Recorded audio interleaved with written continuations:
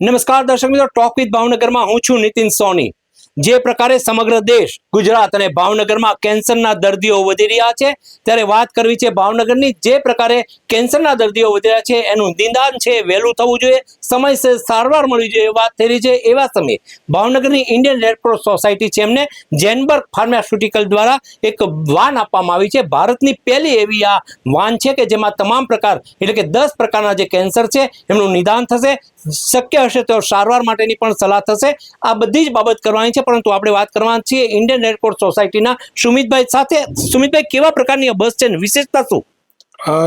આજનો દિવસ કેન્સર દિવસ છે, એટલે આજનો મુખ્ય પર્પઝ કે લોકો કેન્સરની જાગૃતિ માટે તૈયાર થાય, લોકો પોતાના ટેસ્ટ સમયસર કરાવે।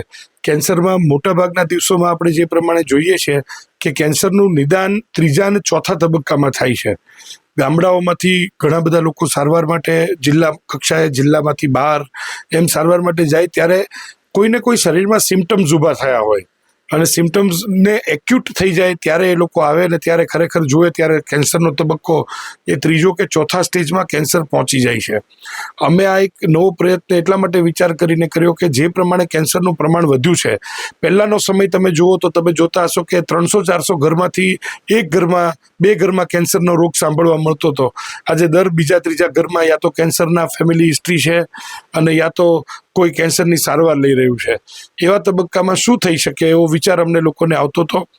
એની સાથે અમે જેનબર્ગ ફાર્માસ્યુટિકલ લિમિટેડ કંપની જે લોકો રેડક્રોસ સાથે છેલ્લા 15 વર્ષથી ખૂબ સક્રિય રીતે જોડાયેલા છે, એમના બધા બોર્ડ મેમ્બર્સ અમારા સાથે સક્રિય રીતે જોડાયેલા છે। એમણે આઈડિયા વ્યક્ત કર્યો કે આપણે શું નવું કરી શકીએ। અમે લોકોના અલ્ટિમેટલી ચર્ચા પછી વિચાર આવ્યો કે કેન્સર સ્ક્રીનિંગ વેન એક એવી બનાવીએ કે જેમાં મેક્સિમમ 10 પ્રકારના કેન્સરનું સ્ક્રીનિંગ કરી શકાય। શક્યતાઓ તપાસી, લોકો સાથે ચર્ચા કર્યા પછી, એડિશનલ ડૉક્ટર્સની મદદ લીધા પછી અમે આ એક નવી આધુનિક વેન બનાવી શક્યા જે 10 પ્રકારના શરીરના કેન્સરના નિદાનમાં, સ્ક્રીનિંગમાં પ્રથમ તબક્કાનું સ્ક્રીનિંગ કરી આપે। જો વહેલું નિદાન થાય તો સહેલી સારવાર અને લાંબુ સારું જીવન એ કેન્સરનું દર્દી પણ જીવી શકે છે, એનો આમાં પ્રયાસ છે અમારા લોકોનો। અને એના માટે અમે આખી આ વેન તૈયાર કરી।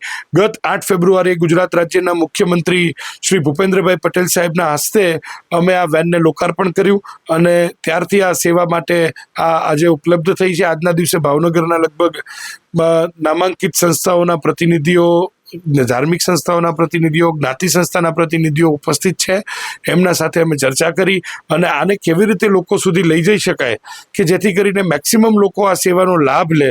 કોઈ પણ સેવા શરૂ કર્યા પછી મેક્સિમમ લોકો જો એમનો લાભ લે તો એને સફળતા મળતી હોય છે અને એ સેવાઓનો અર્થ સાચો ઠરે। એટલા માટે અમે આજનો આ એક પ્રયાસ કર્યો છે। સુમિતભાઈ, આ જે વાન છે એ ક્યાં ક્યાં જશે, કેવા લોકોની તપાસ કરશે, કયા વિસ્તારમાં પડશે, આનો કોઈ ચાર્જ લેવામાં આવશે દર્દી પાસેથી, શું વાત છે? દર્દી પાસેથી આ તપાસ માટેનો કોઈ ચાર્જ લેવાનો નથી।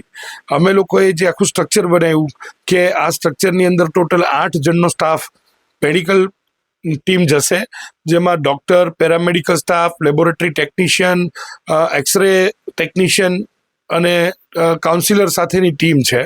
જે ટીમ અલગ અલગ વિસ્તારમાં જ્યાં એમની ડિમાન્ડ હશે, લોકોની જરૂરિયાત હશે, તિથિદાન કેમ્પ દાતાઓએ જ્યાં એમની ઈચ્છા વ્યક્ત કરી હશે કે અમારે આ વિસ્તારમાં કેમ્પ કરવું છે તો એમના ધ્યાનમાં રાખીને કરીશું। અમે આ કેમ્પના સર્વાઈવલ, સ્ટાફના રેમ્યુનરેશન, સર્વાઈવલ, આ kit charges, medical kit charges કેન્સરના સ્ક્રીનિંગના ઘણા બધા મોંઘા છે, પણ તેમ છતાં પણ એમના સર્વાઈવલ માટે અમે માત્ર 15,000 રૂપિયા એ તિથિદાનમાં લખીશું અને એના માધ્યમથી અમે કેમ્પ કરીશું। વધારાના જે કંઈ ટેસ્ટ થશે એનો કોઈ પણ વધારાનો ચાર્જ એ રેડક્રોસ કે કોઈ પણ ઓર્ગેનાઇઝેશન એમાં કરવાનું નથી। માત્ર ને માત્ર લોકોને તો આવનારને તમામને આ સેવા વિનામૂલ્યે જ મળવા પાત્ર થવાની છે। બસમાં કેવા કેવા વાહન સાધનો આપણે મૂકવામાં આવ્યા છે?